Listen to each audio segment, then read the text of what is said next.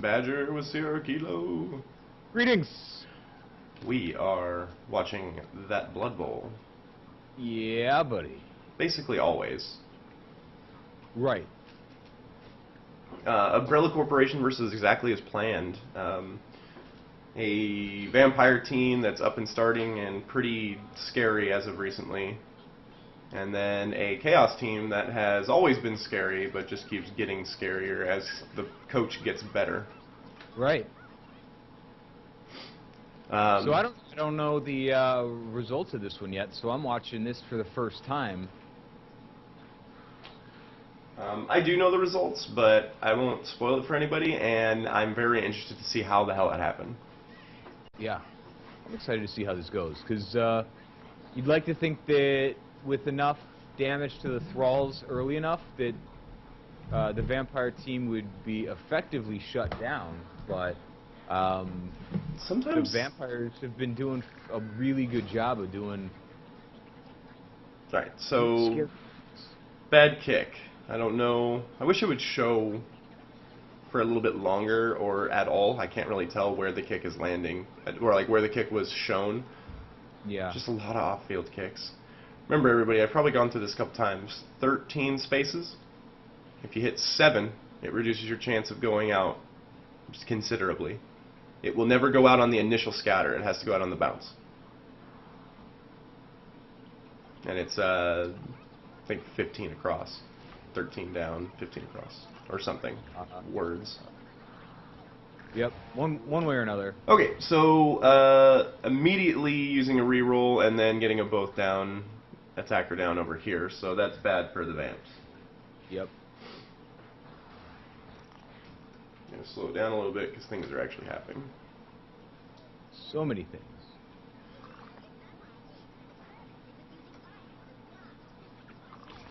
So, not to disappoint the fans of Blood, Exactly as Planned is probably one of the foremost teams focused on the Smash.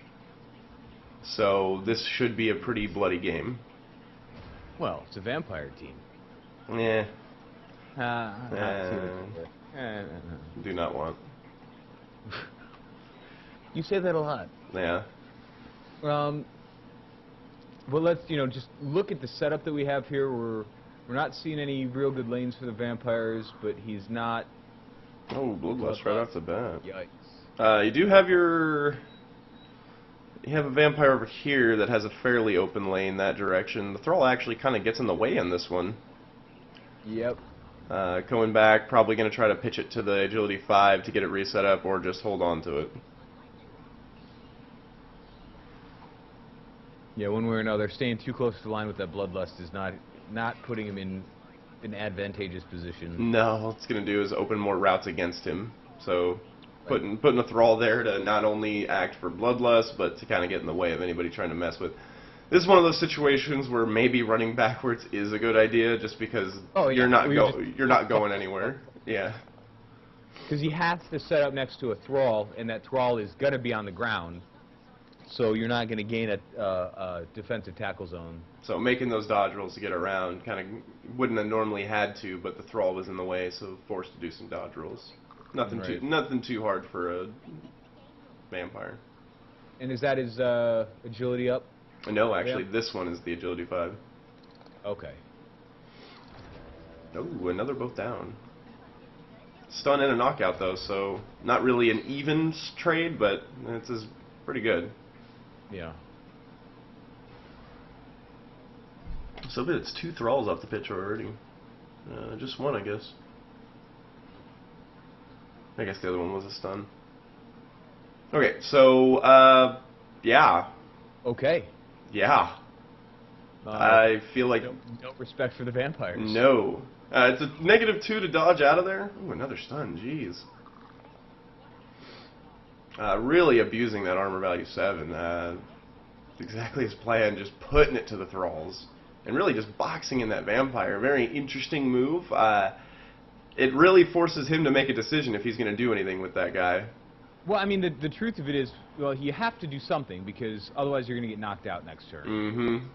But, you look at it and say, that's a strategy too. If there's only 3 vampires on the field, and They're your... Oh my god. Oh, good lord.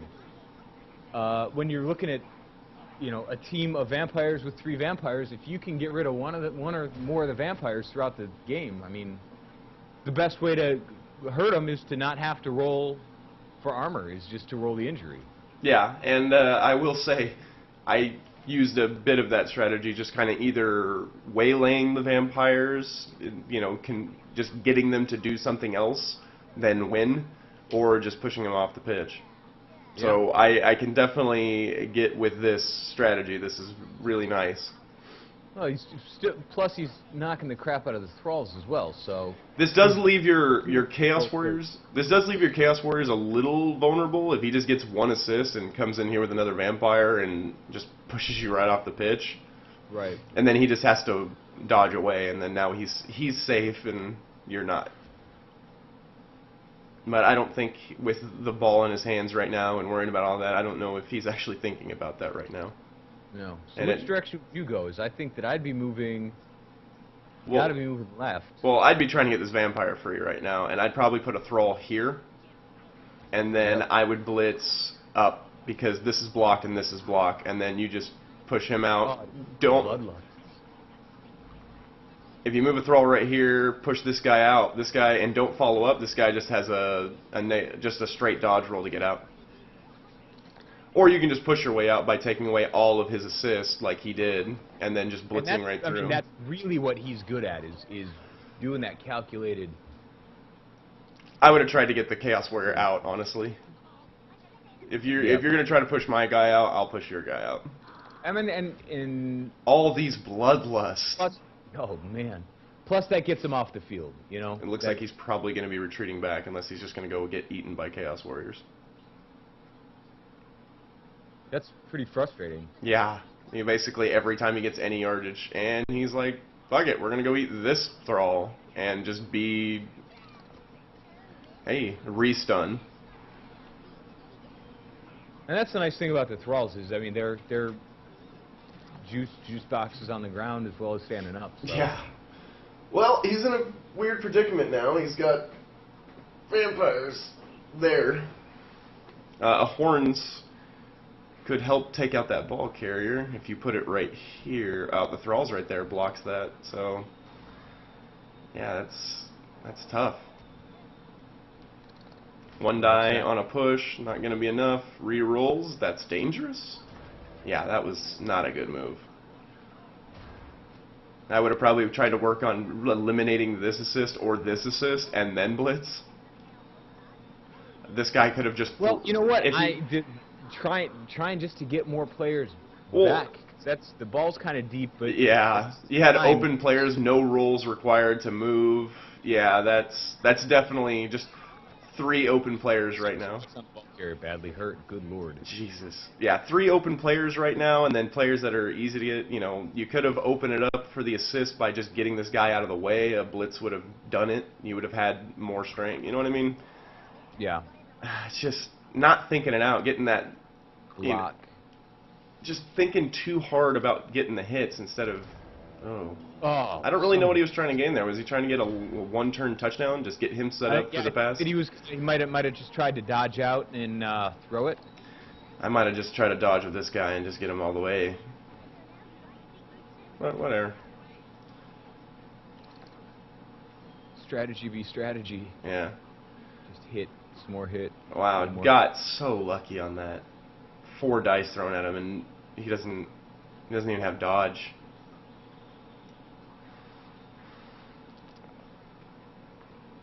-2 modifier if you dodge here, but only -1 over here and here.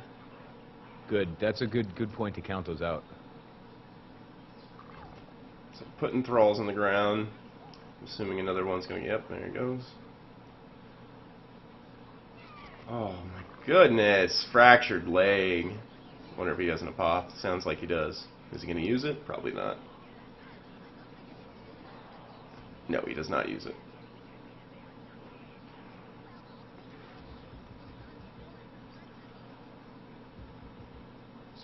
Yeah, fractured leg is just a miss next game. Yeah. Good thing I have that casualty table. Mm-hmm. Probably going to be useful here. Movement allowance 6, so 1, 2, 3, 4, 5, 6, 7. So can dodge over here with 2 dodge rolls and 1 going for it to score. Bloodlust. So did he just bloodlust on that one, or? Yeah, he tried to stand up. Yeah. So he's gonna have to go over here. He doesn't have. Yeah. So that player's ejected for the game. Knowing that there's no thralls, I would have just done it with this player. Yep. I'd have just fuck it. And it's a turnover, so. I think what it was is he's trying really hard not to get this guy any more star player points. Yeah. Smashed ankle. Yeah. So that could have been another vampire, but now 1 vampire is out for the game, 1 vampire is out for the drive. Another knockout. It looks like this should be a touchdown for Chaos. There's no... you have to play terribly not to get a touchdown here. He has 1, 2, 3 players on the pitch, and they're all thralls down. Yeah. You have to get a touchdown here. And he's using it with a Chaos Wire. That's pretty smart. Agility 3, he's low on star player points. Get him there. Start marking those thralls. Or get star player points from the pass. Let's get the touchdown now. I don't know if there was that big of a risk. I might have started marking these guys and then just got ready to start hurting these guys a little bit more as I was doing it. The speed of the touchdown is not necessary. All that's doing is getting these vampires and thralls back. I gotta double check. Maybe that bloodlust doesn't kick them out for the game. Normally, if they're ejected, they're over in the injury area. Right, because I think that he just has to go to the sideline to feed on a right. Is that the probably so? Probably so. So yeah, but with him standing there, it means that he wasn't ejected. And see, without marking those, he actually just lost the ball. Not a huge deal. He's outnumbering him by so much, it doesn't really matter. But at the same time, by not playing proper Blood Bowl and still protecting your players and marking like you're supposed to, and just kind of what it kind of looks like is just I'm winning by beating your ass. And now you can see that he's actually okay. I got to mark these guys because they're gonna actually keep trying to play. No matter what, even if you're outnumbering him 4-1, 5-1, you still need to play proper Blood Bowl. True. 1 player can still end your drive.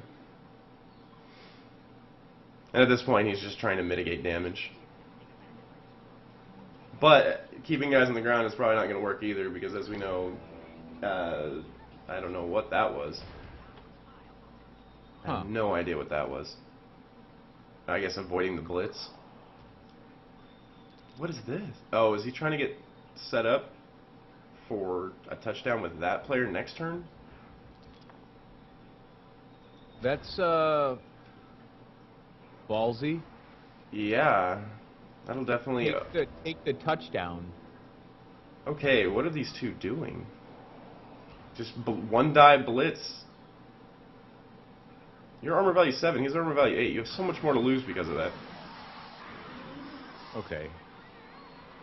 All right, so he goes for the touchdown. No more messing around. That was very confusing the last couple turns. It should have been straightforward, but that was utterly confusing. 3 injuries, 3 knockouts, 1 comes back. And it does look like, I didn't get a chance to read it, but it does look like the Bloodlust does come back afterwards. I was mistaken to lose them for the entire game. That did seem a little harsh. Right. But, well, the injured vampire, right? He's still... Yeah, well, actually, he's back in as well because he rerolled to badly hurt, which does nothing. Okay, it's perfect. Yeah, the only vampire that's actually out was the knockout. He did not come back.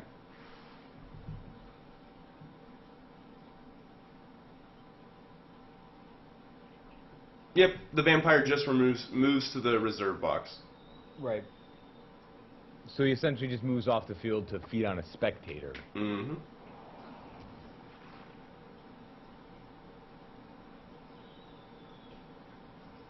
That's funny. And even if you have Bloodlust, if you move him into the end zone before the Bloodlust clicks because it doesn't actually show Bloodlust activating until the end of your movement. Even if you move to get a touchdown with the ball, you do not get a touchdown. Right.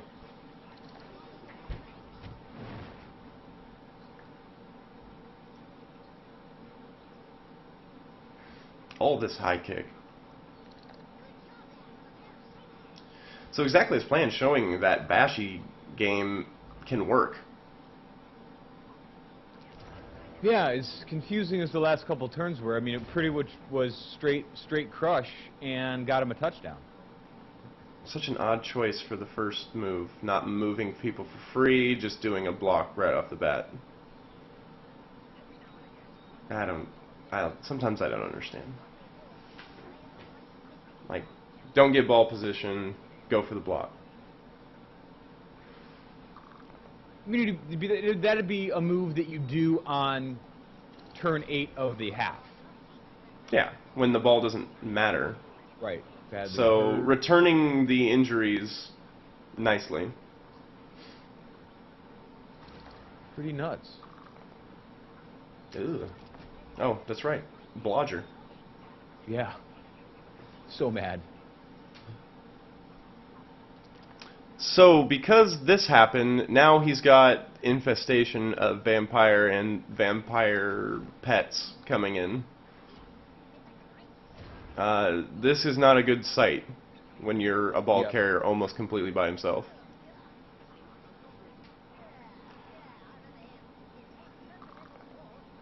Okay, so once again, instead of setting up and help protecting, throws those blocks again. But I mean, it just has immediate threats coming at him, and still the only thing he's doing is throwing blocks on the line. Right. And this is kind of one of those things where, you know, it showed last time he did it, and it was like, oh yeah, armor pen, armor pen, armor pen, all the guys are gone, yes. But of the 7 weeks that he's played, how many times have we seen that actually go that way? Yeah, not as many as he's remembering, I think. Mm-hmm. So now he's actually doing the free movement. This is good. Is he gonna maybe take the blitz okay. on? He went to pass to this beastman. He needed to move that beastman. At that point, it was right off to the. Yeah. It was a 4+ to pass. Not a bad move. Pretty open on that side. I don't know if the opportunity. I think I would have probably tried to just cage my guy. I would have just because I mean you're so overbalanced on that side anyways that doing that the next turn would have. I mean, it wouldn't have changed anything. No, and really with that vampire being so close, you had so much to lose if you fumbled that. It's a 4+. You know what I mean? Right.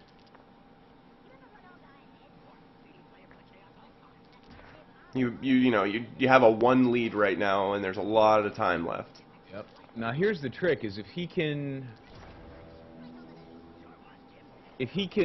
mark, he doesn't even have to mark the vampire. If he marks the thrall. Yeah, then the vampire's in a really risky situation. Then the vampire's not, because he's gonna want to move the thrall first most of the time. Okay, good throw at him, but he didn't get a good result. Once again, pushes. Man, that could have gone a lot worse for Master Moose had those results been worthwhile. Right, for sure. But that's one of those things. You can't, just like anything in Blood Bowl, you can't always rely on the hit. This isn't a good technique. I mean, it's working if it's working, but... So, the fix action for this was just to throw bodies, which I argue against a Strength 4 character, unless all the bodies you're throwing are Strength 4, or you have guard, this is a bad move. Because as long as he puts bodies to disable a lot of assist, he can get the 2 die to blitz out and then have a decent dodge roll out and be perfectly safe. And look what he does. He goes and starts eating up those assists. Probably going to move this to eat up these assists. Because right now, none of these guys are giving assists. Right. No one is giving an assist. I would see moving directly left through the beastman. Yep, and it does exactly what we're talking about. And this is why these maneuvers don't work, is because now all he has is a simple dodge roll to get out. Bye. All it took was 2 players to eat up all his assists. You need that zone defense. You need to make it to where it's hard to break through. You can't just pile bodies and then hope everybody dies. When you're talking about that necessary go for it, this movement allowance 6 character. 1, 2, 3, 4, 5, 6. So can actually get the blitz without needing go for it. I don't know if those go for it were important. This character for the assist marks him. 1, 2, 3, 4, 5, 6. Can mark him as well. So those go for it's arguably unnecessary. Unless he puts this guy down, which he pushes him and actually gives him closer to it.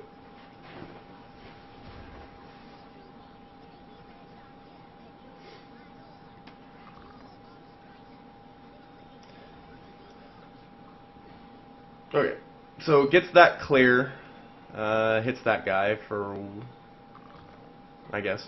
I figured he'd be just trying to get these guys clear so they can help. Alright, what's this player doing? That's a fair question. Okay, had characters that if that was the guy that he was protecting. That's why I did the dodge rolls clearly. Okay, so there was no real reason to give him that touchdown. You had one player that didn't need to make any rolls to get there, and then you had another one that if you would have just pushed a guy out of the way, this thrall right here out of the way, both guys would have been able to get to grips and not have to roll anything. And you could have put down that ball carrier.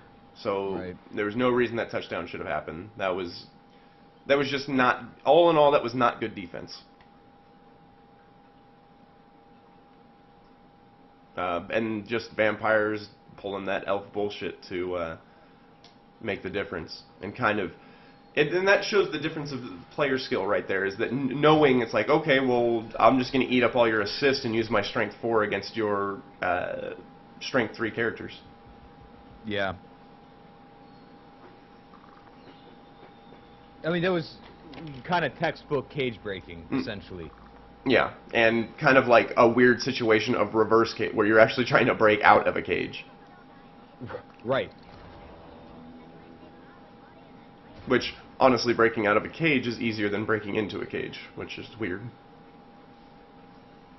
Okay, so once again, line blocking, and it fails on him. Because he's out of rerolls. And which majority of these rerolls have been used on line blocking, which have ended his turn prematurely. Right. So you see that insistence on doing risky maneuvers. But if that's, I mean, that's the way that he's been playing. And so risky isn't really the right word for it. Unnecessary. Because honestly, 2 dice thrown on a block attempt is not very risky. It has a risk factor to it, but everything in Blood Bowl does. But how much are you gaining by putting that thrall onto the ground right now? How much more could you have gained by protecting your wide zone, protecting this guy, and maybe even picking up the ball and moving it and creating a cage? This is why you get scored on why the defense is so weak, because you're not setting up a proper zone defense prior to doing unnecessary rolls. Right. Yes, taking out thralls is kind of important, but only after you've secured your standard Blood Bowl requirements. And we do see that in a lot of the newer players, is not taking the time and the energy to build a proper ball defense. You know, picking a side of the field and moving players first into position, and then doing your tackles, and then making pass it to the Chaos Warrior. Pass it to the Chaos Warrior. Everybody's over here. Yeah, get it going. That good reverse. All right, now get this guy up. Get everybody ready to start protecting. Oh, man. Not terrible. No, he's still a distance away where it costs rolls to get to him. So it's not the worst situation possible. I probably would have done maybe I think this guy wasn't stunned last. If he was stunned, then forgive me. But if he wasn't stunned, maybe move him to just get a little bit more presence. Do your things that don't take rolls at that point. Right. So what I would be doing is I would be counting how far he could move if he blitzed. Mm-hmm. And that's exactly it. Declaring a blitz action takes one of your movement allowances. So that's not true. You still have full movement allowance after a blitz, I thought. I read the rule book, but I think that it changes. If you declare a blitz action, the blitz action counts as one of your movements. Let me double check. That may be true, but I just read it, and it was contrary to what I thought happened. But I mean, that's the trouble with the difference between the video game and the. Yeah. We'll have to also watch and see if the game does it. So, movement allowance 6. I wish I would have seen where kind of marked the spot. So, maybe not the angle that I would have hit, because this, to mark again, it just, I mean, it's agility 4, so not many, okay, unnecessary, go for it. Yeah, because nobody has, alright, let's see if there's a blitz somewhere, let's watch for it.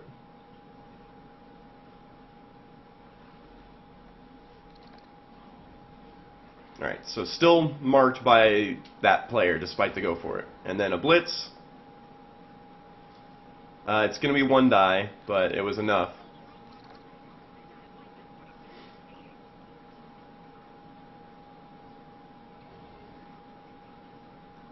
Just a lot of players just kind of hanging out.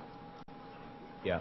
Like at least 3 players unmarked just hanging out, because instead of, they may not be able to help immediately, but if he had been moving these characters, this would have been a lot less of a dire situation. He'd have 3 characters ready to pounce. You don't have to put them on the ball. You can put them on the off-ball players. Mm-hmm. So getting set up for that last-ditch touchdown. He's got 1 turn after this one. It looks like exactly his plan now has no chance of a touchdown. He's got no players that are in position to actually get the touchdown, because these guys just standing there idly. Just nobody was ready for a touchdown. He thought, you know, all eggs in one basket. This one guy is just going to walk down the pitch. Nobody's going to do anything to him. So there goes his. That had to do with that frenzy direction. Yeah, and so all eggs in one basket, no chance at winning anymore. Now he's playing a 100% defense game, and still going for the ball. Arguably not the best task. For that? No, he has no chance of touchdown, but he's still kind of fighting for that ball. I think maybe he realized it just now that he has no chance, so he's just starting to hit at people that don't matter. I would be covering this fucking vampire.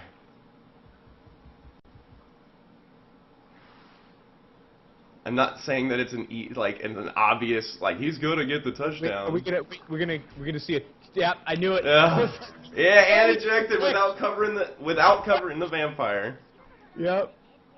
Well, we saw that last week was how many 6 fouls. 6 fouls. So once I saw that, I was like, he's going for a foul.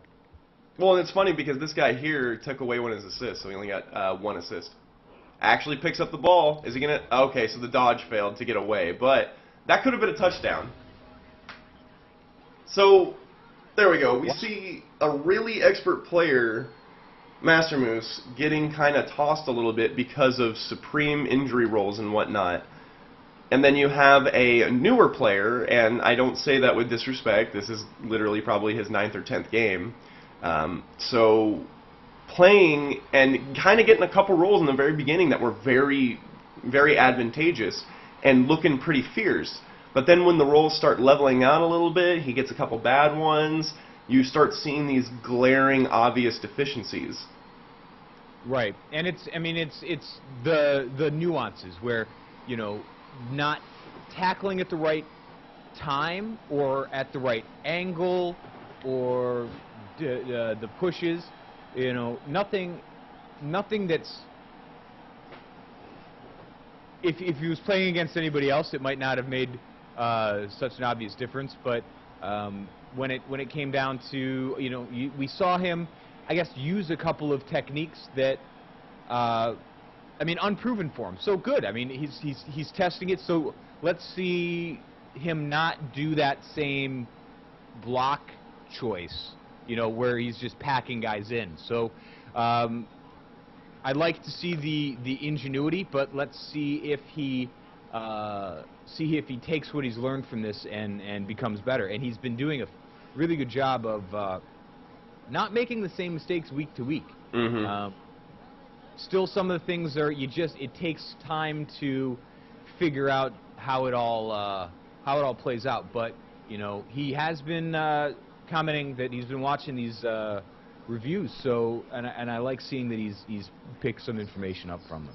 Yeah, and once again, you know, I say it a lot, and if I don't say it enough, we don't do these to just admonish people and make them hate us.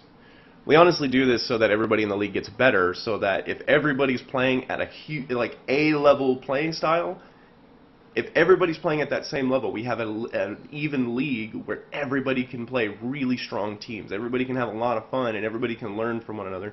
But I want everybody to participate, and not everybody has the same skill level right now. So if we can help teach you get better by doing these and just having a little fun with Blood Bowl at the same time, then we can all start getting better and all play and have fun.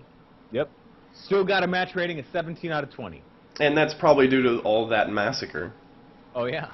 Four KOs, 4 casualties, and 3 tackles sustained. This is something that's interesting. No tackles sustained, which means to me that either you're making all your dodge rolls or you're not doing any dodge rolls. Right, and I think it was no doing dodge rolls. Yeah, and not necessarily a bad thing, but always something to think about. You know, sometimes dodge rolls are okay.